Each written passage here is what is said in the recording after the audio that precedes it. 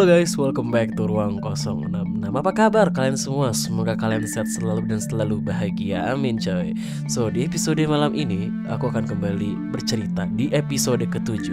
Dan malam ini adalah waktunya crime story ya guys. So malam ini aku bakal menceritakan sebuah kasus yang belum terpecahkan sampai detik ini coy. Kasus ini cukup gila.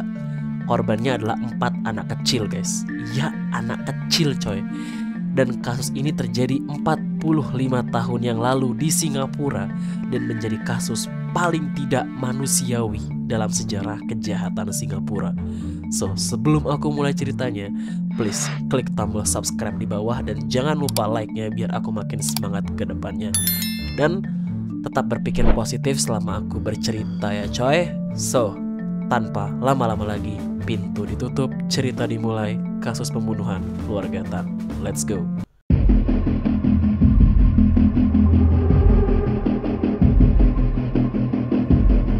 Oke, di keluarga Tan ini ada beberapa anggota guys. Kita kenalan dulu ya. Yang pertama ini ada sang ayah yang bernama Tan Kuen Chai.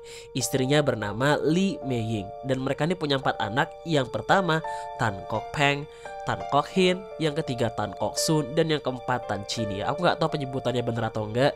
Kalau salah please koreksi di kolom komen ya guys ya. Nah, 4 anaknya ini 3 laki-laki guys dan 1 anak perempuan. Tan Chini tadi si bungsu itu anak perempuan guys. Korban dari kasus pembunuhan keluarga Tan ini adalah keempat anaknya guys. So, apa yang terjadi kepada anak-anak keluarga Tan? Ini dia kronologinya.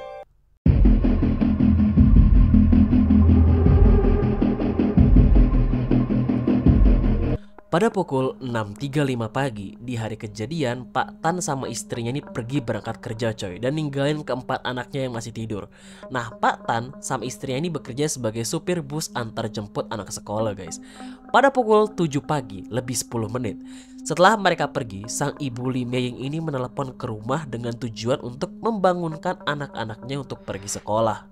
Setelah 3 kali ditelepon gak dijawab-jawab nih guys. Nah, ibunya ini langsung minta tolong tetangga mereka untuk datang ke rumah.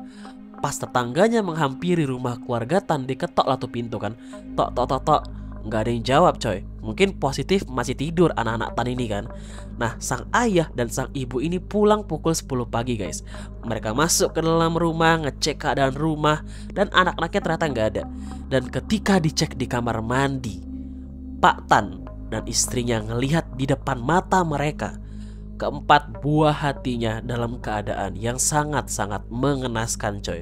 Mereka ngelihat anak-anak mereka ditumpuk dalam kondisi balutan kaos dan juga celana dalam dengan luka sayatan di kepala.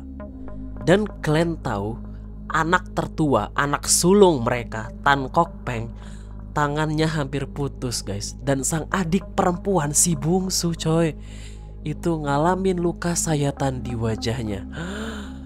Gila. Dan lebih parah lagi, masing-masing keempat anak-anak tersebut setidaknya mengalami 20 luka sayatan guys. Aku gak bisa ngebayangin coy, mereka masih kecil banget.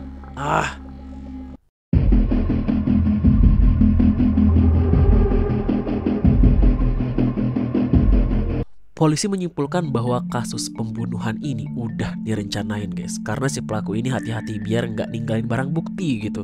Namun ternyata ada noda darah di wastafel dapur dan si pelaku ini kelihatan membersihkan diri sebelum meninggalkan tempat tinggal keluarga Tan. Tidak ada bukti adanya orang masuk secara paksa, tempat tinggal tersebut tidak digeledah, dan tidak ada barang-barang yang dilaporkan hilang guys. Senjata si pelaku yang diyakini berupa parang dan juga keris gak pernah ketemu. Putra sulungnya Kok Peng diyakini pernah ngelakuin perlawanan ke si pelaku karena ditemuin beberapa helai rambut panjang di tangan kanannya. Bagian research khusus Bareskrim menyimpulkan bahwa kasus ini didasari oleh balas dendam guys. Polisi juga percaya bahwa sang pelaku ini mengetahui tentang keluarga Tan dan juga kondisi mereka. Karena si pelaku ini tahu bahwa keluarga Tan ini telah menjalani sterilisasi setelah kelahiran anak terakhirnya. 2 minggu setelah kasus ini terjadi guys, Tan Kuen Chai dan Lee Mei Ying mendapatkan kartu ucapan tahun baru Imlek yang ditujukan ke Ah Chai dan Ah Eng, yang merupakan nama pendek dari pasangan suami istri ini guys. Dan kalian tahu isi kartu itu apa? Jadi dalam kartu tersebut terdapat gambar anak-anak sedang bermain dan tulisan, "Sekarang kamu tidak bisa punya anak lagi, hahaha." Kartu tersebut ditandatangani dengan nama pembunuh dalam bahasa Mandarin coy. Dari surat ini guys, kita bisa melihat fakta bahwa sang pelaku ini mengetahui nama pendek suami istri Tan dan mengetahui kalau Lee Mei-ying sudah disterilkan setelah melahirkan anak terakhir, yang membuat polisi menduga bahwa sang pelaku adalah orang yang dekat dengan keluarga Tan. Ada lebih dari 100 orang yang udah diinterogasi coy dari kasus ini. Mereka adalah tetangga-tetangga keluarga Tan, termasuk Pak Tan dan istrinya sendiri. Tapi pihak kepolisian tidak berhasil menemukan informasi yang berharga.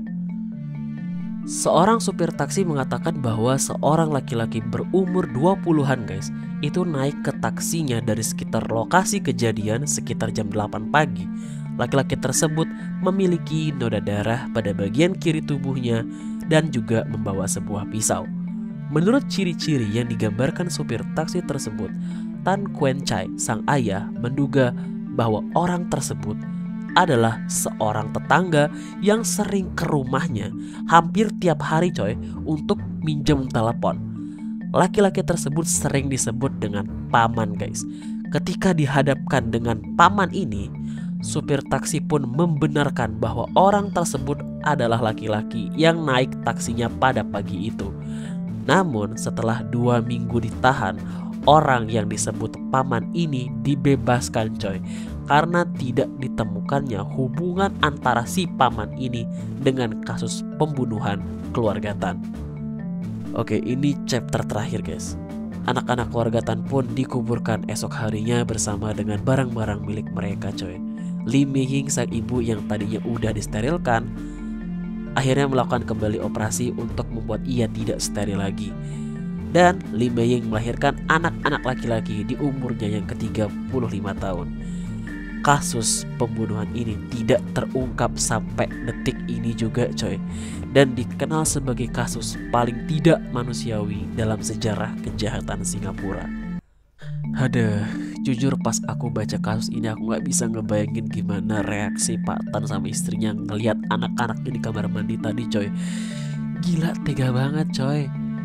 Ini masih kecil-kecil loh, anaknya masih lucu-lucu gitu loh, 4 lagi. Aduh, pokoknya untuk keluarga Tan aku turut berduka cita ya. So gimana menurut kalian kasus ini guys? Please komen di bawah, aku pengen banget dengar pendapat kalian gimana.